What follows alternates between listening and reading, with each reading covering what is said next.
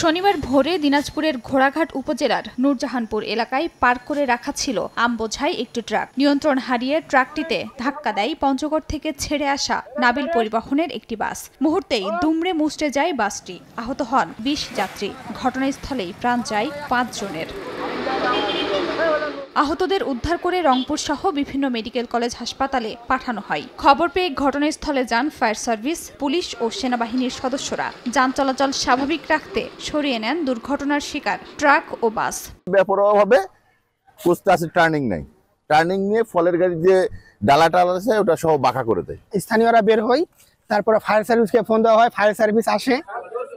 ঝালকাঠির রাজাপুর উপজেলায় রাজাপুর ভান্ডারিয়া সড়কের গালুয়া পাকাপোল এলাকায় বাস ও পিকআপের মুখোমুখি সংঘর্ষ হয়। এতে ঘটনাস্থলেই পিকআপ ভ্যানের চালক নিহত হন। আহত হেলপারকে উদ্ধার করে হাসপাতালে নিলে মৃত ঘোষণা করেন চিকিৎসক।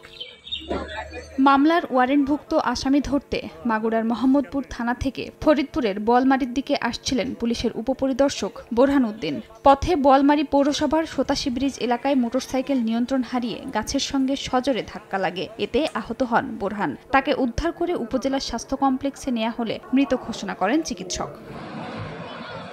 চাঁদপুরের মতলব দক্ষিণে বেপরোয়া বাসের ধাক্কায় মোটরসাইকেল আরোহী এবং টাঙ্গাইলের মির্জাপুরে ট্রাক চাপায় এক মোটরসাইকেল আরোহী নিহত হয়েছেন। খাদিজা স্বপ্না, সময় সংবাদ।